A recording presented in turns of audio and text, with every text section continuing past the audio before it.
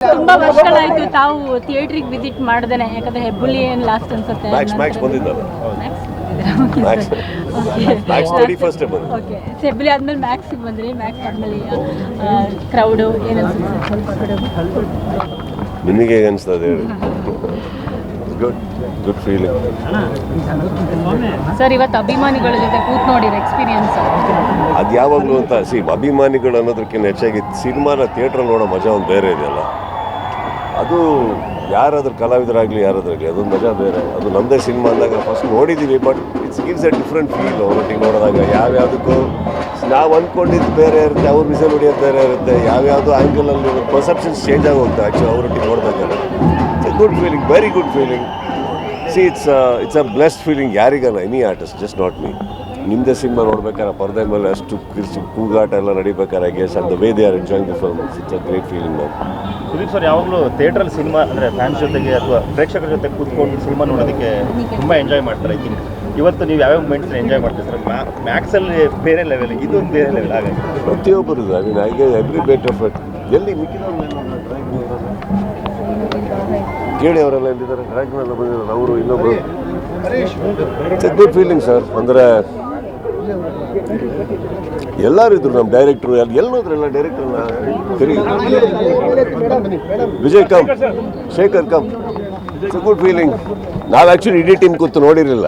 ನಾವೆಲ್ಲ part by part ಎಲ್ಲ ಬೇರೆ ಬೇರೆ ಅವ್ರವ್ರ ಜಾಗದಲ್ಲಿ ಅವ್ರವ್ರ ಮನೆಗಳಲ್ಲಿ, ನಮ್ಮ ಎಡಿಟಿಂಗ್ ರೂಮಲ್ಲಿ, ಇವ್ರ ಎಡಿಟಿಂಗ್ ರೂಮ್ ಎಲ್ಲ ನೋಡ್ಕೊಂಬಂದು ಇವತ್ತು today I think first time ನಾನು ಎಲ್ಲರೂ ಕೂತು ನೋಡಿದ್ದು ಸಿನಿಮಾನ ಒಟ್ಟಿಗೆ.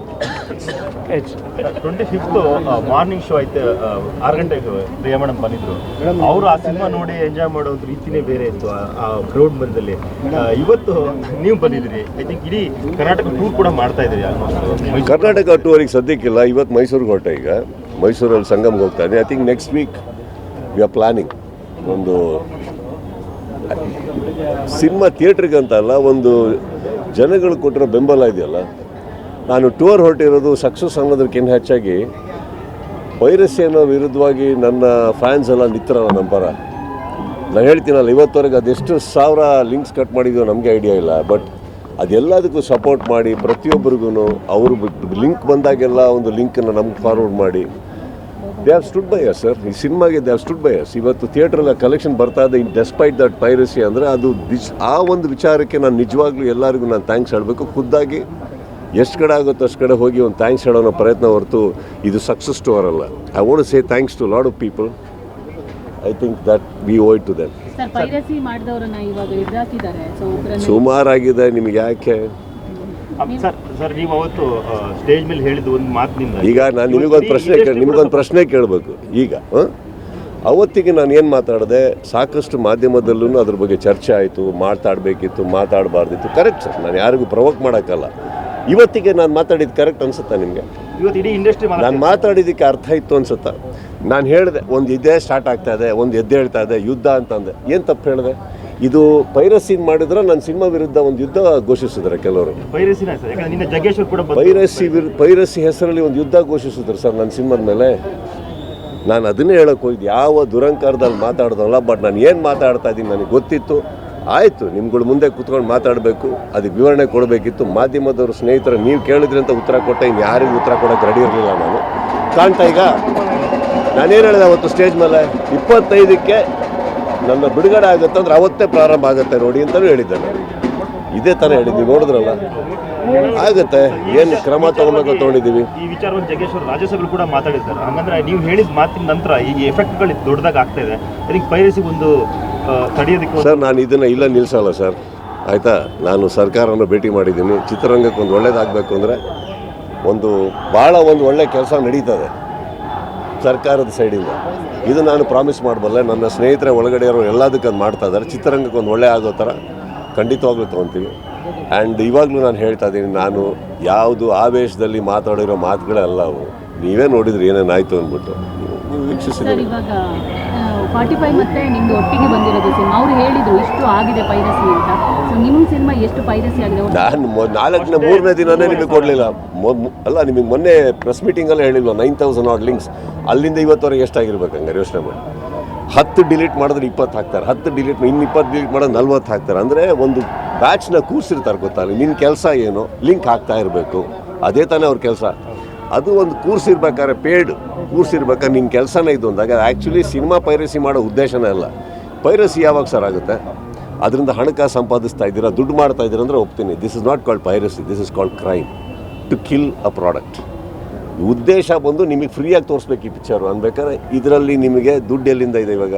ಓಕೆ, ನಿಮಗೆ ಡೌನ್ಲೋಡ್ ಮಾಡೋದು ಬೇಕಾದ್ರೆ ಒಂದು 10 ರೂಪಾಯಿ ಹಾಕಿ, 20 ರೂಪಾಯಿ ಹಾಕಿ, 30 ರೂಪಾಯಿ ಕೊಟ್ಟು ಡೌನ್ಲೋಡ್ ಮಾಡಿದರೆ ಹೋಗ್ತೀನಿ.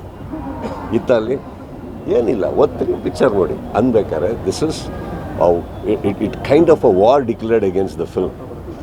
Correct, will get to the root sir, not a problem. Sir, theatre ಅವರೇ ಶಾಮೀಲಾಗಿದ್ದಾರೆ ಅಂತ ಒಂದಿಷ್ಟು ಸುದ್ದಿಗಳು ಹರಿದಾಡ್ತಾರೆ. ಯಾರು?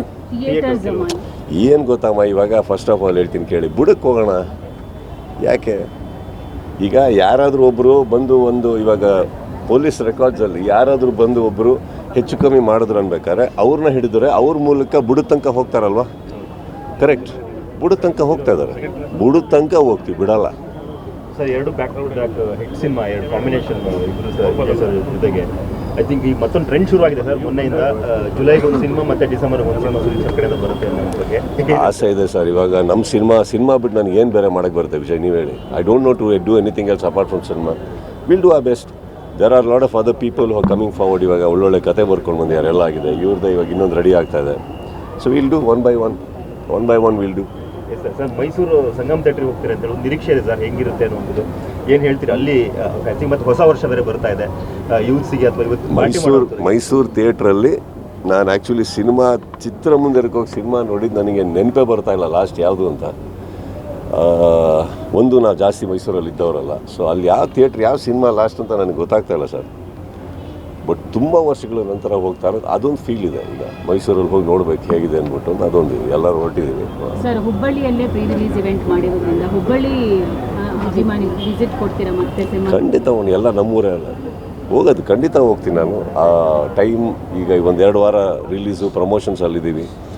ಸಿನಿಮಾ ಆಗ್ತಿದ್ದ ಹಾಗೇ ಖಂಡಿತವಾಗ್ಲೂ ಒಂದು ಒಳ್ಳೆ ಟೂರ್ ಮಾಡಿ ಪ್ರತಿಯೊಬ್ಬರಿಗೂ ಥ್ಯಾಂಕ್ಸ್ ಹೇಳಬೇಕು. ನಿಮ್ಮಿಂದನೇ ಸ್ಟಾರ್ಟ್ ಮಾಡ್ತೀನಿ, ನಿಮ್ಗಳಿಂದನೇ ಥ್ಯಾಂಕ್ಸ್ ಹೇಳೋಕ್ಕೆ ಸ್ಟಾರ್ಟ್ ಮಾಡಿ. ಬಿಕಾಸ್ ಐ ಗೆಸ್ ಪೈರಸಿ ಆಗ್ತಾ ಇದೆ ಅಂತ ಗೊತ್ತಾದಾಗ I guess all the media people, the way you people have supported the film as well as the topic called piracy, I think I am very thankful on behalf of my team. ಎಲ್ಲರಿಗೂ ಕೂಡ I have to thank.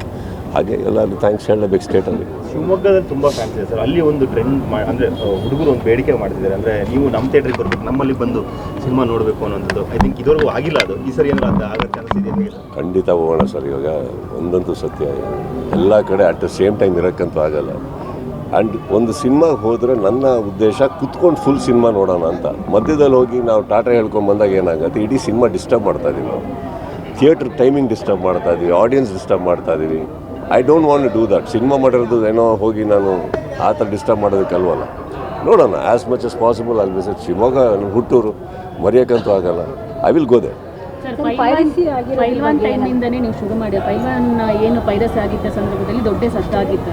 ಆ ಟೈಮಲ್ಲಿ ಒಬ್ಬ ಸಿಕ್ಕಾಕೊಂಡಿದ್ದು ಕೂಡ ಇದ್ದ. ಅದಾದಮೇಲೆ Max ಆಯಿತು, ಈಗ ಮಾರ್ಕ್. ಸೊ ಟೀಮ್ ಕೂಡ ಸ್ಟ್ರಾಂಗ್ ಮಾಡ್ಕೊಂಡಿದ್ದೀರಾ ಹೇಗೆ?